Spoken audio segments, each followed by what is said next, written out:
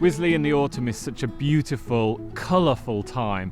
The whole garden starts to change. You have this incredible backdrop of century-old native oaks throughout the whole of Wisley, which all start to change, go a lovely golden brown as this big, major backdrop. We have 1,400 apple trees, about 400 pears and 200 plums. But at this time of year, undoubtedly, it's when most of the apple crop is ready. And we'll be picking that and sending a lot of it for juice and cider that is made locally and then sold in our shop here at Wisley. It's really worth coming through the pinetum, seeing all the cyclamen out in flower, all the autumn colour starting, to then when you reach the heather landscape, seeing the vast colour of flower, berries, autumn colour of foliage on deciduous trees. I've just walked along by the river walk and there where the heathers all are, and there are lots of really nice trees there, and it's quite quiet along there, even though it's quite busy everywhere else, so you can always get a bit of peace and quiet. I love that bit. I like the fact that there's lots of kind of benches everywhere where you can just sit and take it all in, absorb the experience. Wisley is known for its trees, and the tree collection here is amazing throughout the year, but you could argue autumn is perhaps one of the best times.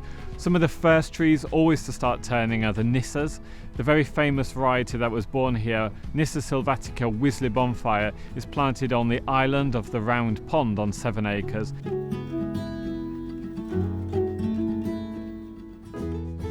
I love seeing all the autumnal colours from the pumpkin displays around the front, and we're walking through the wooded area, which has got lots of fiery colours at the moment. We saw a massive white mushroom that was very interesting. Yes, the bridge with the Japanese fish who were grey. We're here at the equinox borders. They are aptly named because they're at their peak at the spring and autumn equinox.